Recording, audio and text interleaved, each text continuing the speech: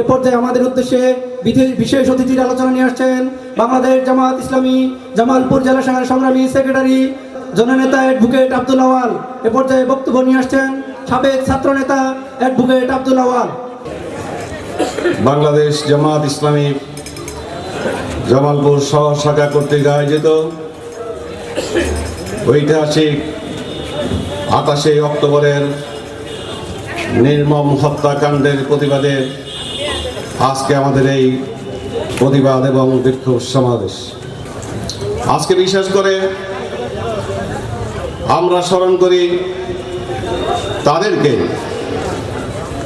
সেই শহীদদেরকে যারা তাদের বুকের তাজা রক্ত বাংলাদেশের রাজপথে বিলিয়ে দিয়ে বুলেটের সামনে দাঁড়িয়ে নিজেদের শহীদ আবু সাঈদ সহ প্রায় হাজারখানেক তরুণ সম্ভাবনা যুবক আত্মাহুতির মাধ্যমে যে পরিবর্তন সাধন করেছেন, বাংলাদেশের 18 কোটি মানুষের যে আশা এবং আলোক বর্তিকা ছড়িয়ে দিয়েছেন, মানুষের হৃদয় এবং মন থেকে যে বেদনা, যে ক্ষোভ, যে হতাশা দূর করে দিয়ে সম্ভাবনার নতুন দিগন্তের উন্মোচন করে দিয়েছেন, আমরা সেই সমস্ত ছাত্র তরুণ যুবক শহীদদেরকে আমরা বিশেষ করে শ্রদ্ধার সাথে আমরা স্মরণ করি।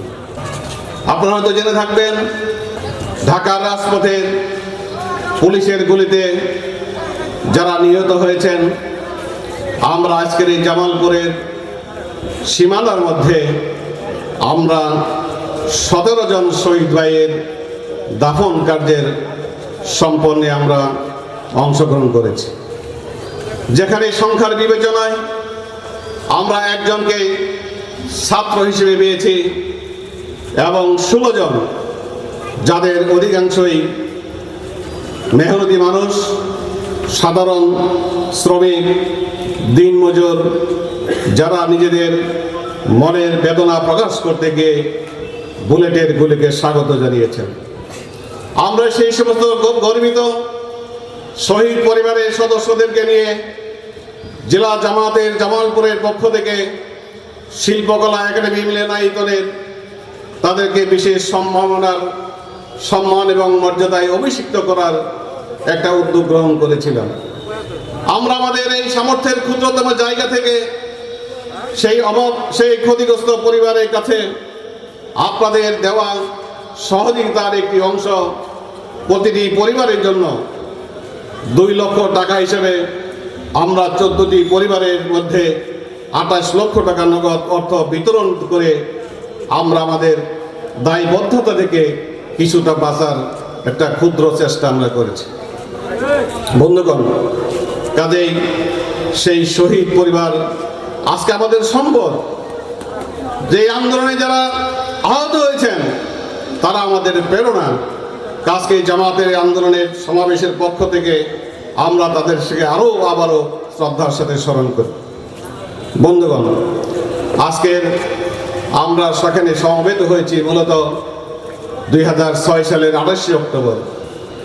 বিশ্ব সভ্যতার ইতিহাসে যে নিদারুণ ঘটনা সংঘটিত হয়েছিল, আন্তর্জাতিক প্রচার মাধ্যমে বাংলাদেশের রাজপথের এই পিচ্ছিল রাজপথের মানুষকে পিটিয়ে হত্যা করার যে নির্মম দৃশ্যের অবতারণা সৃষ্টি করা হয়েছিল, সেই দৃশ্যের যেখানে বাংলাদেশের ভাবমূর্তি ক্ষুণ্ণ করায় শুধু নয়, বাংলাদেশের একটি পৈশাচিক দল, বাংলাদেশের একটি পৈশাচিক মানুষের জনগোষ্ঠীর সমাবেশ, এই জাতীয় একটি ভিন্ন বার্তা বিশ্ববাসীর কাছে তৎকালীন বিরোধী দলীয় নেতৃত্বে সংগঠিত হয়েছিল এবং দেওয়া হয়েছিল। আমরা সেই নির্মম ঘটনার তীব্র এবং নিন্দা এবং প্রতিবাদ জানাই। বন্ধুগণ, আজকের বাংলাদেশ আমাদের কাছে একটি সম্ভাবনাময়ী দেশ। এদেশের 18 কোটি মানুষ আমাদের সম্পদ। এদেশের 54,000 বর্গ কিলোমিটার আমাদের আজকের এই ভৌগোলিক সীমারেখা, সুশলা সমলা শস্য শ্যামলায় ভরপুর। প্রতিটি ইঞ্চি মাটি আমাদের ফসল উৎপাদনের সক্ষম।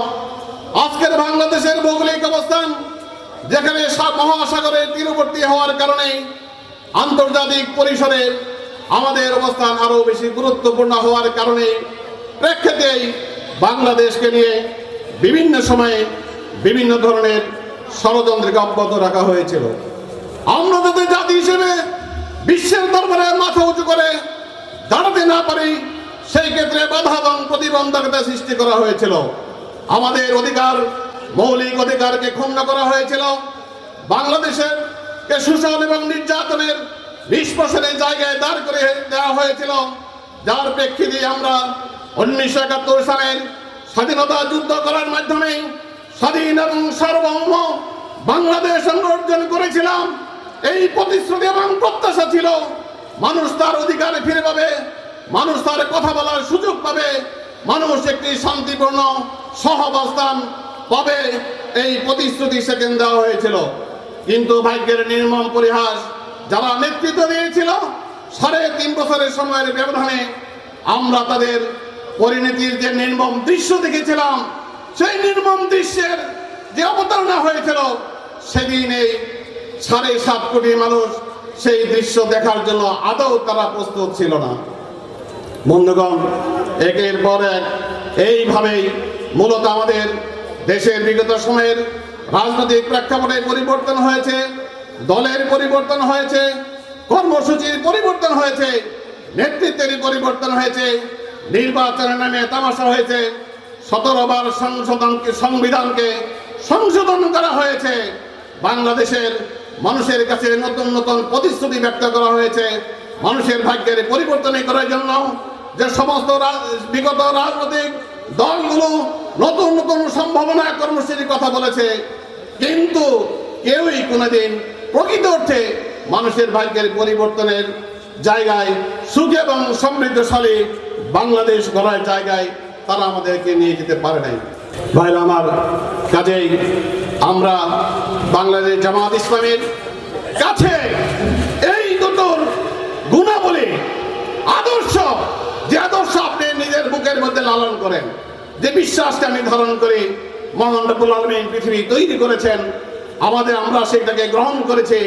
যে নেতৃত্ব দিয়েছেন নবী মুহাম্মদ সাল্লাল্লাহু আলাইহি ওয়াসাল্লামের মাধ্যমে, যে কালোজি আদর্শ আমাদেরকে দিয়েছেন, আমরা মনে করি এর থেকে উন্নত এবং ভালো আদর্শ বিশ্ব সভ্যতার দ্বিতীয় আর কোনোটা নাই।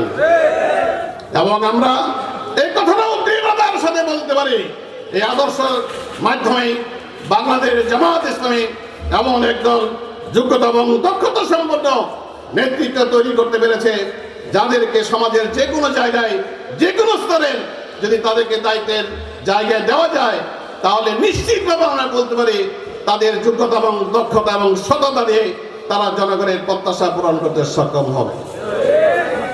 ভাইরা আমার, এই কারণেই আজকের ইসলাম একটি সম্ভাবনার জায়গায় আজকে দাঁড়িয়ে আছে। বাংলাদেশের 18 কোটি মানুষের ভাগ্যের পরিবর্তনের জায়গায় দুর্দশাগ্রস্ত, হতাশাগ্রস্ত, সমস্যাগ্রস্ত মানুষগুলোর সামনে আজকের ইসলাম একটি সম্ভাবনাই আদর্শ হিসেবে দাঁড়িয়ে আছে। কাজে এটি যেমন আজকে আমরা নিজেরা উপলব্ধি করতে পারি, বুঝতে পারি, ঠিক তেমনি ভাবে আদর্শিকভাবে যারা আমাদেরকে প্রতিপক্ষ মনে করেছেন, তারাও আমাদের চাইতে আরো বেশি ভালো জানেন, এবং বেশি ভালো জানেন বলেই এই সম্ভাবনার জায়গায় নির্যাতন এবং নিষ্পেষণ, খুন এবং হত্যা, গুমের মাধ্যমে বাংলাদেশের ইসলামী নেতৃত্বকে দুনিয়া থেকে বিদায় করার চেষ্টা করা হয়েছে। কিন্তু আমরা পরিষ্কার করে বলতে চাই, হত্যা, খুন, ফাঁসি, গুমের মাধ্যমে একটি আদর্শের মৃত্যুর ঘটনা মৃত্যু করা যায় না, মৃত্যুবরণ করানো যায় না। যাতে আমরা এমন একটি আদর্শের মধ্যে দাঁড়িয়ে আছি, এই আদর্শের বাস্তবায়নের জন্যই বাংলাদেশের ইসলামী আন্দোলন জামাত ইসলামের কর্মীরা তাদের জীবন দিয়ে এই আদর্শের সত্যতা এবং বাস্তবায়ন করার জন্য দৃঢ় প্রতিজ্ঞ।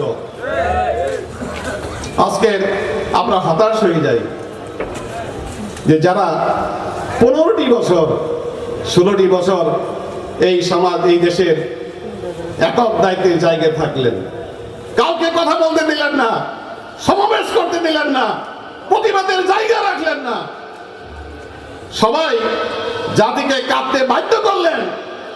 আপনার পিতার নাম যাতে সার্বক্ষণিক জিকির হিসেবে মানুষ উচ্চারণ করে এই ব্যবস্থা নিলেন। আপনার লক্ষ লক্ষ জনতা দেখলাম আপনার দলের পতাকা তলে সমবেত।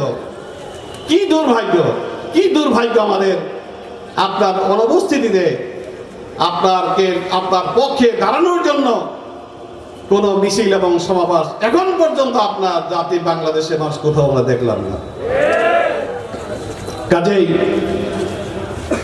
এই স্বার্থবাদীর রাজনীতির মাধ্যমে যে আসলে প্রকৃত অর্থে মানুষকে সংগঠিত করা যায় না, মানুষের মন জয় করা যায় না, এটি আজকে বিগত সরকারের ব্যর্থতার মাধ্যমে প্রমাণিত হয়েছে। বন্ধুগণ, আজকের আমরা এই কথাটি আহ্বান জানাতে চাই যে 28 অক্টোবর 2006 সালে প্রকাশ্যে দিবালোকে আপনাদেরকে হত্যা করলেন, আর 17টি বছর আমাদেরকে কাদার সুযোগটাও দিলেন না, বলারও সুযোগ দিলেন না, জানানোর সুযোগ দিলেন না।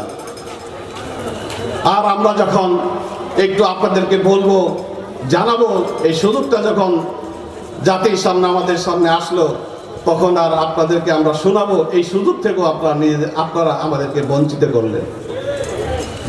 আপনারা কোথায় আছেন, কেমন আছেন আমরা জানতে চাই। ভাইরা আমার, কাজে আপনাদের প্রতি আমাদের কোনো শত্রুতা নেই। আমরা আপনাদের প্রতি আহ্বান জানাই, বাংলাদেশ জামাত ইসলামীর সম্মানিত আমির জাতির কাছে এই আহ্বান জানিয়েছে যে আমরা কারোর প্রতি আমাদের ব্যক্তিগত শত্রুতা নাই। আমরা কাউকে আপনারা নির্যাতন করেছেন, নিষ্পেষের কারণে হত্যা এবং খুন করেছেন। আমরা 5ই আগস্টের পরিবর্তিত প্রেক্ষাপটে আমরা তার পরিশোধ দিতে পারতাম, কিন্তু জামাত ইসলামী বাংলাদেশ এমন একটা আদর্শকে গ্রহণ করেছে যে আমরা সমস্ত কষ্টকে আমরা হজম করেছি। আমরা জামাত ইসলামী কোন নেতা এবং কর্মী আপনাদের কোন বাড়িতে কারো শরীরে একটি আসর দেয় নাই।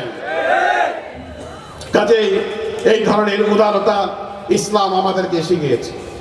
কাজে আমরাও আপনাদেরকে আহ্বান জানাতে চাই যে আসেন, এই মানুষের তৈরি করা সমস্ত মত এবং পথকে পরিহার করে এই ইসলামী আন্দোলনের পতাকা তলে আমরা দল মত নির্বিশেষে সবাইকে ফিরে আসার জন্য উদাত্ত আহ্বান জানাই। এবং আজকে বিশেষ করে সমাবেশ থেকে আমরা দাবি করতে চাই, আমাদের এই 7 জন ভাই সহ সেদিন 17 জনকে যেভাবে পিটিয়ে হত্যা করা হয়েছিল, যাদের বিরুদ্ধে মামলাগুলো প্রত্যাহার করে নেওয়া হয়েছিল, বিচারের থেকে আমাদেরকে বঞ্চিত করা হয়েছিল, আমরা বর্তমান সরকার যারা দায়িত্বে আছেন তাদের কাছে আমাদের দাবি হচ্ছে সেই সমস্ত নির্মম এবং পৈশাচিক হত্যাকাণ্ডের মামলাগুলো পুনরুজ্জীবিত করা হোক, বিচারে কাঠগড়ায় আসামিদেরকে দাঁড় করানো হোক, 18 কোটি মানুষের কাছে এই বার্তাটি দেওয়া হোক যে দেশের আইনের শাসন প্রতিষ্ঠিত হয়ে আছে। কাজে আজকের এই সমাবেশে আপনাদের সবার স্বতঃস্ফূর্ত অংশগ্রহণ করার জন্য সবাইকে আহ্বান রেখে আমার বক্তব্য শেষ করছি। সবাইকে ধন্যবাদ।